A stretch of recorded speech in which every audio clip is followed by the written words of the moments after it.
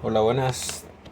Mucho tiempo sin grabar estos capítulos, pero es que la verdad ya después como que me aburría esta parte de la química un poco más descriptiva. Ya no hay tantos ejercicios, sino que es como descripción tras descripción, analizar conceptos físicos que a mi parecer, claro, son fundamentales, pero a mí se me hacen muy fomes. Pero bueno, vamos a seguir esto porque me interesa terminar esta serie, ojalá este año. Ojalá este libro completo ya terminarlo y no verlo más y avanzar a otro que me interesa, quizás la química, la orgánica. Bueno, en el capítulo 8 nosotros vemos relaciones periódicas entre los elementos. Nosotros aquí vamos a analizar la tabla periódica. La tabla periódica en sí nos va a entregar demasiada información acerca de los comportamientos de los elementos químicos. Eso es sumamente importante porque a veces nos va a interesar, por ejemplo, ver qué diferencia nosotros podemos llegar a tener en la naturaleza si es que colocamos o no uno o otro par de electrones o uno que otro protones en el núcleo. Y eso lo podemos ver con la tabla periódica. El capítulo 8,1 es el capítulo del desarrollo de la tabla periódica, que es cómo nace, quién la propone, quién discute, que principalmente se debe al químico ruso Dmitry Mendeleev. Bueno, hay otro químico que no me acuerdo su nombre, que creo que era Lothar Meyer, pero Mendeleev fue como el creador como supremo, por así decirlo, de la tabla periódica, porque él fue capaz de predecir. No solamente ordenó la tabla periódica en función de sus masas, y después claramente se corroboró con el número atómico, sino que él también fue capaz de predecir, dijo así como, ya mira, este elemento químico lo tenemos, este no, este sí, por lo tanto nos faltan dos elementos químicos de tal naturaleza. Y la gente los buscaba y aparecían y claramente tenían naturalezas que se había predicho. Entonces Mendeleev es como santo patrono de la tabla periódica. A esta altura del curso ya vamos en el capítulo 8, así que ya habrán visto de alguna u otra manera tablas periódicas que tienen esta estructura, donde generalmente se representa un elemento químico, su número atómico, o sea, su Z, y su número másico o su A acá abajo. Ya hemos dicho que el número atómico nos entrega la cantidad de protones y el número másico nos entrega la cantidad de protones más neutrones. Por lo tanto, nosotros si sabemos el número atómico, podemos saber el número de electrones, que es lo que nosotros vamos a ir moviéndonos en función de la tabla periódica también, que nos interesan mucho los electrones. La clasificación periódica de los elementos, entonces, si nosotros vemos la tabla periódica de manera simple, vamos a tener tres estructuras. O sea, cuatro, perdón. Cinco, de hecho. Es que estos serían los nobles. Vamos a tener cinco estructuras donde vamos a tener este primer cubículo, por así decirlo, que va a corresponder a los S, o sea, todos los que son hidrógeno, litio, berilio, sodio, manganeso. ¿Qué más tenemos aquí? Bueno, todo esto de acá, ¿cierto? Calcio, rubidio, cesio. Eh, esa parte del grupo de la tabla periódica se van a caracterizar porque sus electrones de valencia, que un poquito más adelante vamos a hablar de qué son los electrones de valencia, pero sus electrones de valencia terminan en orbitales S y eso les da cierta propiedad. Por ejemplo, les gusta ser electropositivos a este grupo que está para este lado. Le encanta ser catiónicos o electropositivos. No me alcanzó, pero bueno. Electropositivos. Y eso es porque tienen una propiedad netamente de grupo S. Por el otro lado, vamos a tener, por el otro extremo, si lo podemos ver, a los gases nobles. La característica de los gases nobles es que los gases nobles no interactúan con la materia.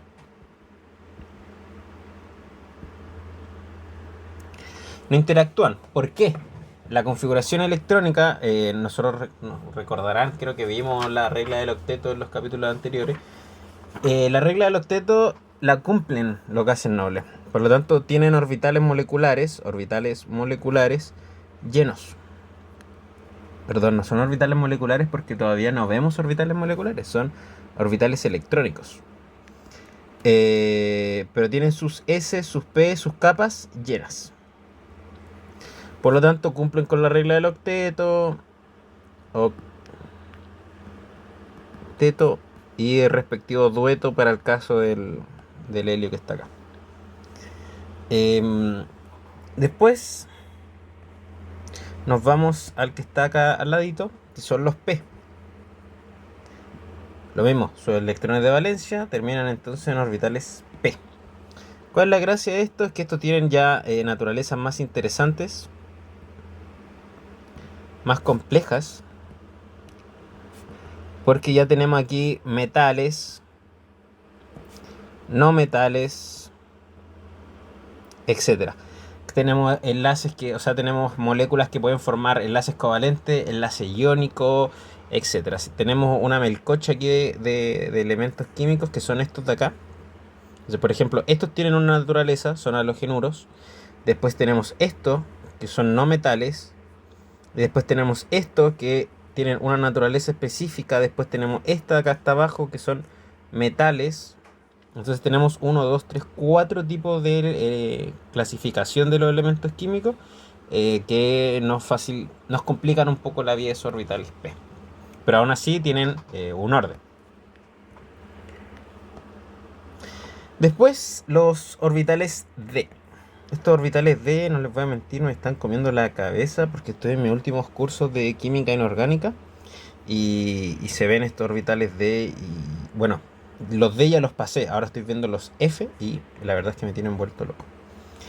Los orbitales D son los famosos elementos de transición. O no sé si de transición está bien dicho, pero sí son los metales del grupo D. Se le denomina metales de transición en general a todos los grupos, pero después nosotros vamos a ver cuando veamos, si es que llegamos a ver esto de los metales de transición, vamos a ver que hay como una subclasificación que es solamente de los grupos de transición. Es como específico, o los metales de coordinación específicamente. La gracia de los metales de transición que sus estructuras de Lewis terminan en D o empiezan a ocupar las capas D. Que ocupen las capas D les dan propiedades sumamente interesantes. O sea, de hecho hay otras teorías que no se ven en los orbitales S, que no se ven en los orbitales P, que son solamente para explicar los comportamientos de los orbitales D. Y aquí hay como todo un mundo detrás de los orbitales D. Por lo tanto, son sumamente complejos y por eso solamente se ven en cursos específicos de química.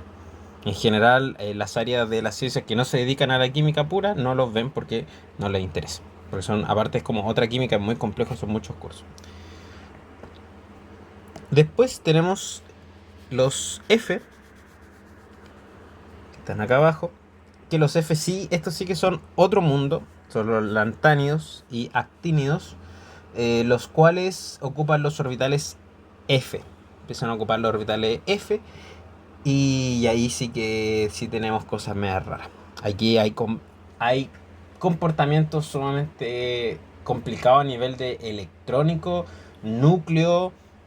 Acá hay otra química, acá hay otra física asociada a toda esta química. Por ejemplo, si la comparamos con la química de los orbitales S o con las orbitales B. Pero bueno, es un poco la clasificación de los elementos químicos y de la tabla periódica en general.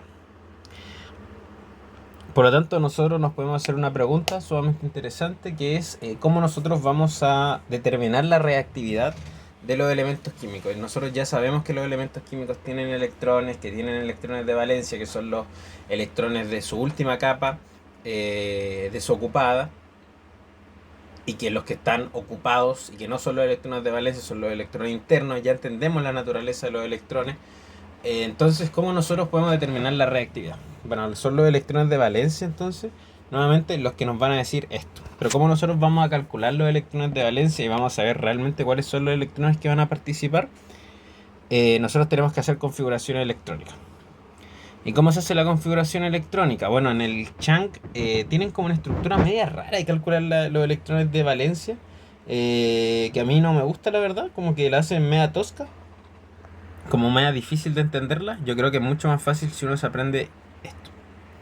Esto que está acá es de rutina, esto uno se lo tiene que saber de por sí. O sea, si Si ustedes están estudiando algunas área de las ciencias químicas o están estudiando ahora un curso de química, esto se lo tienen que saber sí o sí. No es tan complicado porque si se fijan sigue una estructura. La voy a revisar, la voy a borrar y la voy a hacer de nuevo. ¿Qué son los números que están acá? Los números estos son los n, son los niveles de energía que habíamos visto en el capítulo 7. Y después yo voy a colocar los distintos orbitales moleculares que van a almacenar cada nivel. El primero es S, y fíjense que después va como acrecentándose. Es SP, después SPD, después SPDF. Y cuando llega el F se repite SPDF y después empieza en bajada. SPD, SP y termina en el S. Esos son es como la estructura general de la configuración electrónica, la cual nosotros cómo la vamos a ir llenando. Nosotros esto lo vamos a ir llenando de la siguiente manera en diagonal, fíjense. Primero el 1S, después el 2S, después el 2P, y fíjense que el 2P pasa por el 3C. Entonces va a ser 2P, 3C y después voy al 4P. Entonces digo 3P, 4S, 3D, 4P, 5S, el orden de llenado. Y así voy hacia abajo. Entonces así es como nosotros vamos a ir ordenando los electrones en función de esto. Tienen que aprendérselo cómo se va ordenando. Entonces, para aprender esto claramente hay que ejercitarlo, hay que hacer ejercicio. Y para esto el Chang nos propone el ejercicio 8,1, que dice un átomo de cierto elemento tiene 15 electrones y dice sin consultar la tabla periódica cuál es su configuración electrónica. Entonces nosotros tenemos que saber cómo se hace esto y cómo va a ser el llenado. Entonces yo les dije que el primero va a ser el 1S. ¿Qué significa que tengo 15 electrones? Que yo tengo que meter 15 electrones en la configuración electrónica. Entonces yo digo 1S. ¿Cuántos electrones caben en el orbital S? 2. Por lo tanto va a ser 1S2. Después vamos con el siguiente, que habíamos dicho que era 2S. ¿Cuántos caben en el S? Dijimos que 2. Entonces 2. Después voy al 2P. ¿Cuántos caben en el P? 6 electrones. Si no saben lo que estoy hablando, hay capítulos anteriores que revisamos esto, así que vayan a verlo si están un poco perdidos. Entonces, ¿cuántos electrones llevamos aquí? 2, 4, 10 electrones ordenados. Me faltan 5. Después del 2P viene el 3C, 3S2, y después el 3P, porque aquí tengo 2, aquí tendría 2 más. ¿Cuántos me quedarían? Tengo 12, 13, 14, 15. Me faltan 3, por lo tanto va a ser un 3P3. Y ahí termina mi configuración electrónica. Era un 3S2, 3P3. Y la primera pregunta es: ¿cuál es su configuración electrónica? Bueno, acá tenemos la configuración electrónica. Después pregunta: ¿cómo debe clasificarse? Fíjense cómo nosotros lo debemos clasificar en función de lo que vimos antes. O sea, tenemos los S, que son los cationes, que son los... Estos son, no lo dije, pero son los famosos metales alcalinos o alcalinos térreos. Metales alcalinos. ¿Qué significa la palabra, alcalino? Que es básico. Después vamos a ver, todavía no vemos lo que es pH y teoría de ácido y base. Pero metal alcalino es porque los metales en estado natural los tiran al agua y el agua se vuelve básica. Por eso se llaman metales alcalinos. Bueno, ¿cuál sería su clasificación? Entonces sería la P primero, estaría en el grupo P. Por lo tanto nosotros no podríamos saber si es un no metal o un metal o cualquier cosa, porque ya sabemos que en la parte de los P hay naturaleza un poco más compleja, que no lo podemos definir específicamente, pero sí sabemos que es P. Después, los átomos de este elemento son diamagnético o paramagnético. Aquí no lo escribí completamente, pero es O. Esto también lo vimos en un capítulo, en los capítulos anteriores. Ahí lo borré, que soy tonto. 3S2, 3P3, creo, 3, 4, 5. Ahí está. Que sean los átomos para o diamagnético hace relación específicamente la palabra diamagnético, quiere decir que tiene sus pares electrónicos apareados. Por lo tanto, si nosotros le aplicamos un campo magnético a esos electrones, no van a recibir la intensidad, o sea, se van a repeler. Y si es paramagnético, quiere decir que tiene electrones desapareados. Por lo tanto, si yo le aplico un campo magnético, esto va a haber una atracción. ¿Cómo nosotros podemos saber si es diamagnético o paramagnético? Nosotros revisamos entonces el orbital desapareado, en este caso que es el P. El orbital P tiene 1, 2, 3, 4. Tienen 3, así. El orbital P tiene entonces 3 estructuras, que es el PX, el PI y el PZ. Y tiene 3 electrones ahí. 1, 2, 3. Esa es su forma de cómo se va a ordenar en el espacio. Por lo tanto, si ustedes se fijan, estos están desapareados. Como están desapareados esos pares electrónicos, nosotros vamos a decir que es paramagnético. ¿Por qué? Porque tiene pares electrones desapareados. O sea que si yo le aplico un campo, la intensidad de este electrón, acuérdense que los electrones tienen carga negativa, la intensidad de este electrón más la de este electrón más la de este electrón, si yo le aplico un campo magnético, se va a sentir, por lo tanto va a haber un efecto como imán, o sea, como va a ser atraído.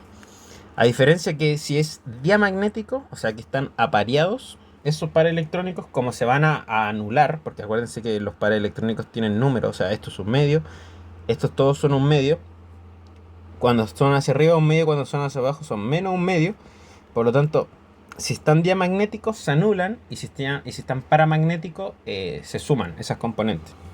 Por lo tanto, como están desapareados, esta molécula entonces es paramagnética.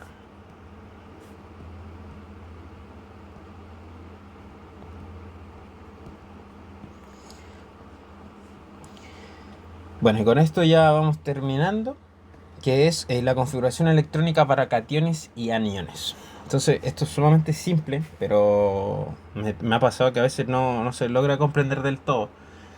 Necesito que hagan entonces la configuración electrónica del sodio. Busquen el sodio en la tabla periódica, si no me equivoco, es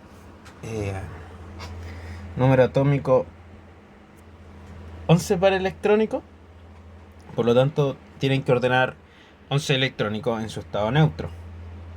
Entonces, pausen el video y háganlo solitos y después veamos cómo les da.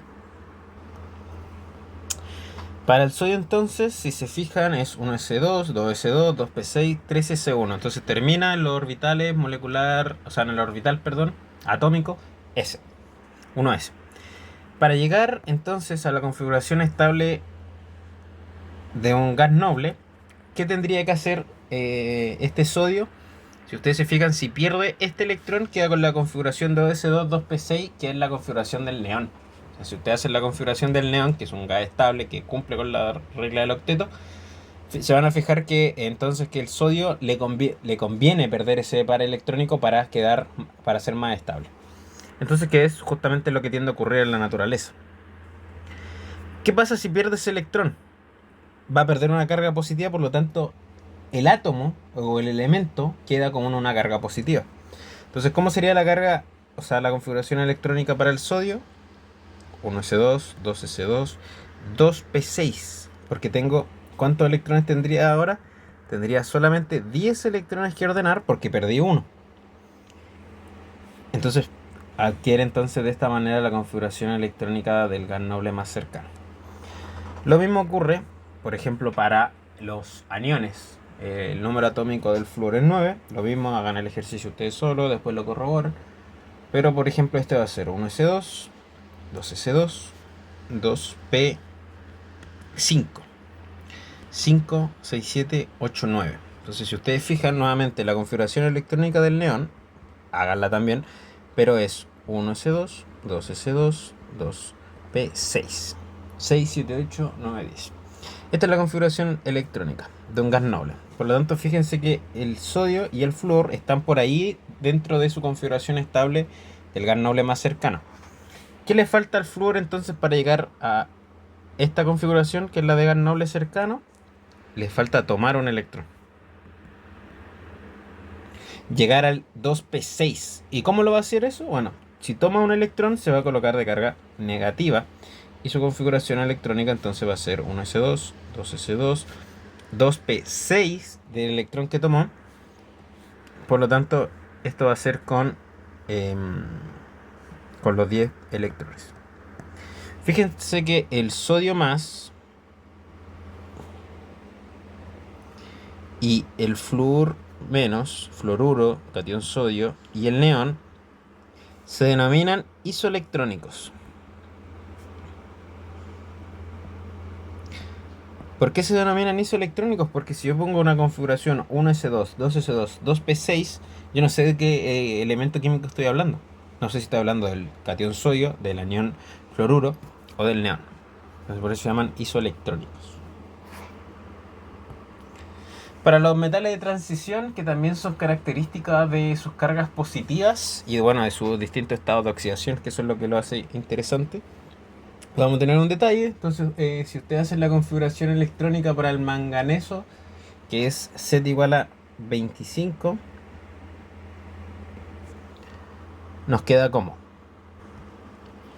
Entonces nos va a quedar para el manganeso en estado neutro, nos va a quedar un 4s2 3d5.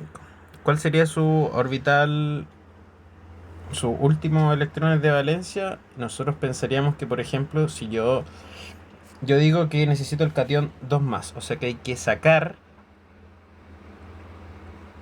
2 electrones. La lógica vendría siendo que hay que sacar de este. O sea que nos quede un 3d3. Y esto está malo. ¿Qué es lo que pasa? Que para los elementos de transición del grupo D, los primeros que se van son el 4s. Porque el 4, los orbitales D son más estables para estos metales que los orbitales S. Y también tiene que ver con términos físicos, como que está más interno los orbitales D que los orbitales S. Que de hecho después vamos a ver que pasa algo similar con los lantánidos, que los grupos F están mucho más internos también. Son mucho más estables para estos elementos químicos. Por lo tanto, un manganeso 2, yo voy a perder esos electrones antes que los D. Entonces me va a quedar 1s2, 2s2, 2p6, 3s2, 3p6, 3d5. Y el manganeso 2, entonces nosotros lo definimos como un D5, no como un D3. Esas son como las excepciones que nosotros encontramos para algunos elementos químicos. Para los grupos D, de hecho, el único que tiene como esta excepción que le estoy diciendo es el cromo, si no me equivoco, que tiene como una maña. Pero en general siempre son los grupos S los que se van. O sea, si es un cromo 6, por ejemplo, se va a ir los 4S1 que le va a quedar y después recién va a sacar los D. Así que eso. Espero que se haya entendido toda esta parte, que es un poco importante saber hacer la configuración electrónica, entender cuándo es un catión, cuándo es un anión y ver un poco acerca de los metales de transiciones, sus cationes y sus aniones. Después vamos a ver en el otro capítulo acerca de ciertas variaciones que hay en las propiedades físicas de los átomos químicos, como son el radio iónico, la carga nuclear efectiva, que son puntos sumamente importantes. Y después vamos a ver cosas más específicas como energía de ionización y parámetros físicos que nos van a ayudar a entender ciertos comportamientos a nivel de reacciones químicas, por ejemplo, o de comportamientos. Espero que se haya entendido eso. Chau, chau.